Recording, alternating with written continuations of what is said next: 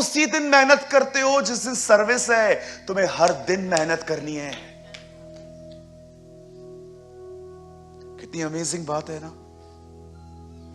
सामरी स्त्री से वो मिला और उसको बताता है, मेरी बच्ची, तू 5 मर्दों को बदल चुकी है, मुझे पता है तुझे प्यार चाहिए, ऐसा नहीं होगा, मेरे पास एक जल है, उसे पी, तू कंप्लीट हो जाएगी। What a revelation. निकोदेमुस को कहता है, पादरी साहब, नया जन्म लेना पड़ेगा। आप किसी पास्टर को बोल के देखो आज।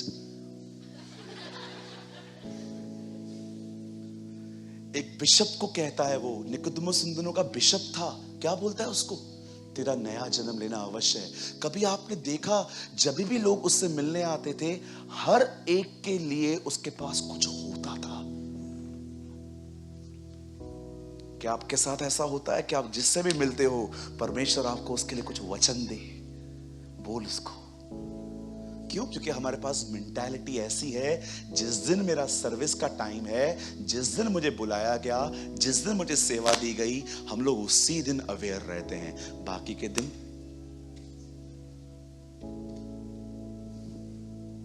हालेलुया। कुछ समझा? यहां पर पौल कहता है, कलीसिया से प्रेम करके उसने अपने आप को दे दिया। भैया 26 में लगाओ अभी। अब देखो उसके बाद वो क्या बोलता है कि उसको वचन के द्वारा जल के स्नान से शुद्ध करके पवित्र बनाए। पौल कहता है यीशु ने अपनी कलीसिया से ऐसा प्रेम किया कि उसने अपने आप को दे दिया ताकि वो उसको शुद्ध बनाए। शुद्ध कैसे बनाए? वचन के द्वारा जल के स्नान से। आप सोचो, पानी को वचन कहा जा रहा है। आप में से जितने लोग यहां बैठे हैं, जिस दिन आप खुदा के पास आए थे, आपके सबके पाप माफ हो गए। अब सवाल यह है, आप धर्मी ठहरे हैं, आप माफ किए गए हैं, प्रभु ने आपको स्वीकारा है, लेकिन सवाल यह है, क्या इन दिनों में वो आपके हृदय को हर दिन पवित्र कर रहा है? अगर वो नहीं कर रहा तो पता है क्यों नहीं कर रहा? क्योंकि तुम पानी के पास नहीं आए हो।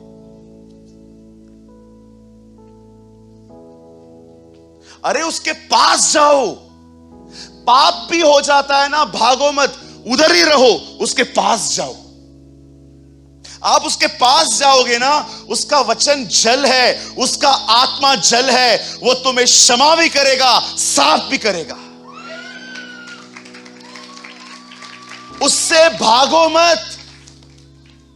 आप जानो उसके पास एक जल है, वही जल जो आपको पहले साफ करेगा, वही जल आपको बाद में संतुष्ट भी करेगा। हम में से बहुत सारे जो लोग हैं वो इस बात को समझ ही नहीं पाते हैं। मैं माफ किया गया हूं, पर मैं प्यूरिफाई क्यों नहीं हो रहा हूं? मेरा स्पीच हर दिन स्वीट क्यों नहीं बन रहा? मेरे ख्याल ठीक क्यों नहीं हो रहे? मेरे देखने के तरीके क्यों नहीं बदल रहे? क्यों? क्योंकि तुम सिर्फ लहू से धोए गए हो, लेकिन क्या तुम पानी से साफ किए गए हो? पौल यहां पर कहता है उसका वचन जल है, उसका वचन हथौड़ा है, उसका वचन तलवार है, उसका वचन आग है। पर क्या आप भूल गए हो, उसका वचन एक पानी भी है, उसका आत्मा पानी है। उसके पास जाओ। जक्कई को उसने कहा नीचे उतर, जक्कई उसके साथ साथ गया। अरे क्या हुआ कि जक्कई ने कहा जिसका 1 रुपया लिया है उसका 4 रुपया लौटाऊंगा मैं। 3 गुना अधिक, 4 रुपया हुआ ना। जिसका 1 रुपया लिया है उसका 4 रुपया दे दूंगा मैं। अरे भैया तू बदल कैसे गया? चीटर था एक नंबर का वो। लोग उसको पसंद नहीं करते थे। आप उधर हेट देखो उसके प्रति। जब यीशु उसके घर पे जा रहा है, सब लोग कह रहे थे देखो वो पापी के घर पे जा रहा है। इतना नाम स्पॉइल था उसका। पर जब वो उसके पास गया, सोचो यीशु ठहर रहा था और वो पेड़ से नीचे उतर रहा था। चल, मुझे लगता है वो सिर्फ उसको ही देखता रहेगा। जैसे वो यीशु के साथ वहां पर रहा, बाइबल नहीं कहती है क्या प्रीच किया उसके घर में प्रभु ने, बस वो उससे मिला और सबको कहता है, किस किस को लूटा है सामने आओ, जिसका 1 रुपया उसको 4 रुपया, जल्दी आ गया हो। जैसे उसने ये कहा, जिन जिन को मैंने लूटा है मैं सबको वापस करूंगा, उसी समय प्रभु ने कहा आज इस घर में उद्धार आया है। आप सोचो, आप सोचो किस बात का उद्धार? पैसों का प्रेम अगर आपको चाहिए आपके अंदर से निकले, learn to give, learn to give. आप चाहते हो मेरे अंदर जो पैसे एम्बैरेस करने की जो इच्छाएं हैं, मैं और तुम्हें परमेश्वर ने इतना दिया है कि फिर से कोविड लग जाए, अगर फिर से लॉकडाउन हो, 3 साल तुम खा सकते हो, फिर भी एम्बैरेस करना है, एम्बैरेस करना है। आपको पता है लालच से कैसे बाहर आया जाता है? Learn to give. जिस दिन उसने ये कहा ना, जिन जिन को लूटा है मैं सबको वापस कर रहा हूं, प्रभु जान गया ये उद्धार है। पता भी नहीं चला, पानी ने सफाई कर दी। उस बहन को देखो जिसको पता था अगर मैं उसके वस्त्र को छू लूंगी मैं चंगी हो जाऊंगी। जकई उसके करीब गया, बाइबल कहती है उसके अंदर से पैसों का प्रेम निकल गया। वो लेडी उसके करीब जाती है, सिर्फ उसके वस्त्र को छू के आती है, वो चंगी हो जाती है, वो आजाद हो गया, ये चंगी हो गई। आप एक भी व्यक्ति को मुझे बताओ जो प्रभु के करीब गया वो बदला नहीं। अरे उसके पास जाओ। जब आप बाइबल को पढ़ते हो ना, डोंट बिलीव कि आप सिर्फ एक बुक पढ़ रहे हो, आप पानी के करीब आए हो। उसका वचन शुद्ध करता है ब्रदर। यस, कहां लिखा है? पढ़ो यूहन्ना 13 अध्याय, तुम उस वचन के कारण शुद्ध हो जो मैंने तुमसे कहा। वर्ड आपके हृदय को प्यूरिफाई करता है। आपके पूरे बाप दादाओं का गंदा स्वभाव जो आपके अंदर पड़ा हुआ है ना, वो उसको निकालता है। चलो मैं आपको एक वचन बताता हूं, ठीक है? मैं आपके बाप दादाओं की निंदा नहीं कर रहा हूं, ये मत समझना बड़ों के लिए उल्टा सीधा बोल रहा हूं मैं। बदर एक वचन तो लगाइए, पहला पतरस, जल्दी लगाइए। देखो क्या लेकर आए हैं हम लोग दुनिया में। पहला पतरस उसका 18 वचन, पहला अध्याय उसका 18 वचन।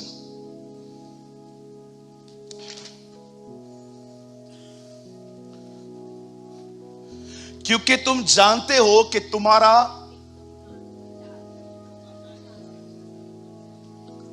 बच्चे काम नहीं करते, हम लोग क्या बोलते? ये है ही निकम्मा, ये कभी नहीं सुधरेगा। बोलते हैं, आज भी लोग बोलते हैं, कई लोग, ये है ही निकम्मा। निकम्मे का मतलब क्या होता है? कोई काम नहीं करता है। जो हम लेकर आए हैं ना, बाइबल बताती है निकम्मा चाल चलन है वो, निकम्मा।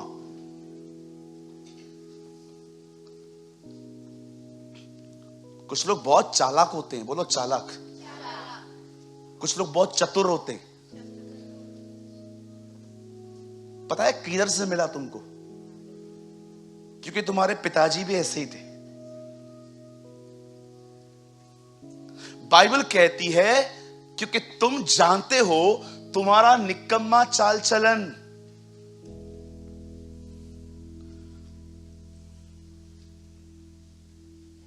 कभी देखा था कुछ लोग खड़े खड़े थक जाते थे तो ऐसे खड़े होते थे, ऐसे टांग को पावर देते थे, खड़ी रहे। कभी कभी देखो उनके बच्चे भी ऐसे ही खड़े रहते। बाप हमेशा उल्टा सोता था, पीठ पीछे थी, पेट नीचे था। देखो बच्चा भी वैसे सोता है क्योंकि डीएनए है। हाँ आप देखो बहुत लोग सीधे नहीं सो पाते, उल्टा सोते, पेट नीचे रहता है, पीठ पीछे रहती है, जबकि सोया ऐसे जाता है। आप उसको बोलो सीधे सो, नहीं सो पाएगा वो, क्योंकि उसके स्वभाव में है वो। आप सुअर को कितना भी नहलाओ, देखा है आपने? चलो हम लोग काम करते हैं, अगले शनिवार पंकज और मैं एक काला सुअर इधर लेके आएंगे, वो मस्त जिसके बाल खड़े रहते, देखा होगा ना, लड़कों ने ऐसा स्टाइल भी रखा था, सुअर स्टाइल, बाल बाल ऊपर, वो खड़े भी नहीं होते थे, जेल लगा के करते थे ये लोग। हम लोग है ना सुअर लेके आते हैं ब्रदर, वो कैंप फायर में ना बहुत घूमते हैं। हाँ, हमारे यहाँ पर एक प्लेस है कैंप फायर, मैंने उधर बहुत देखे, पूरा परिवार घूमता है, एक बड़ा बाकी सब छोटे छोटे। हम लोग है ना पकड़ के लाएंगे, मैं आपके सामने स्टेज पे उसको नहलाऊंगा, उसको डव साबुन से नहलाऊंगा, उसके बाद पर्ल्स लगाऊंगा, उसके बाद फेयर एंड लवली लगाऊंगा, उसके बाद सब लगाऊंगा, और बाद में उसको बोलूंगा मेरा लाल कितना मस्त लग रहा है तू। आप विश्वास करो, जैसे हम उसको छोड़ेंगे ना, वापस जाके कीचड़ में सेट होगा।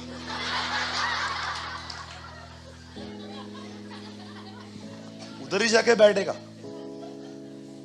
आपके लिए कीचड़ गंदा है, उसके लिए कीचड़ सिंहासन है।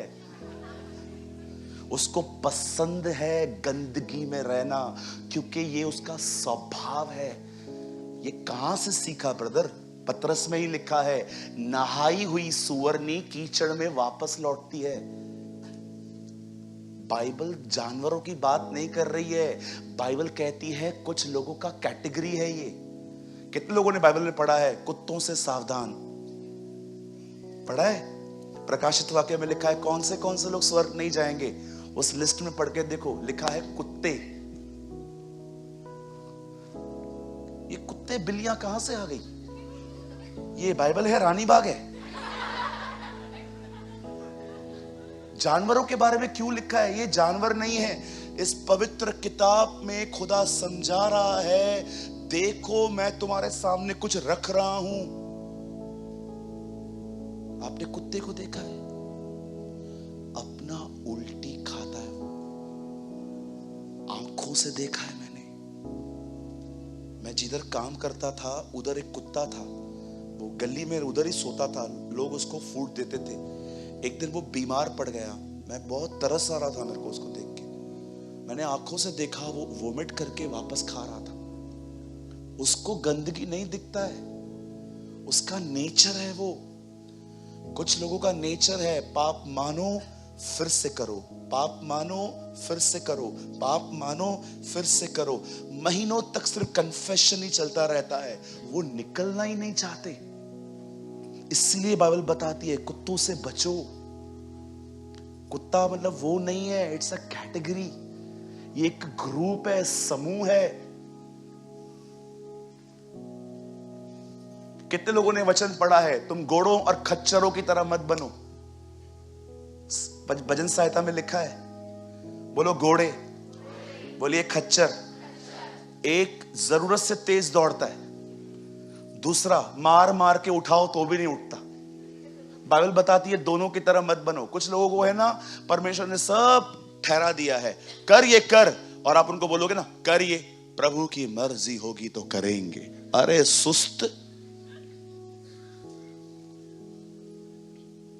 कुछ लोग होते हैं ना, प्रभु, ओ प्रभु मुझे मैं प्रार्थना करता हूं, मेरे को नौकरी दे। कॉल भी आया, हाँ भाई साहब आप इंटरव्यू देके गए थे ना, आ जाओ आपका सिलेक्शन है।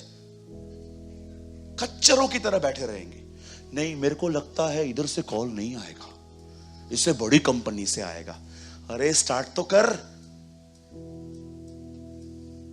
और कुछ हैं घोड़े, प्रभु ने बोला ही नहीं है फिर भी दौड़ते रहते हैं, करते रहेंगे करते रहेंगे। जब बाइबल जानवरों की बात करती है ना, तो वो जानवरों की बात नहीं करती है, वो ग्रुप्स हैं। हालेलुया। आप घर पे सांप को रखते हैं? रखो ना, बच्चों को साथ खेलेगा ना। नहीं रखते ना? क्यों? क्योंकि आपको पता है ना वो जहरीला है।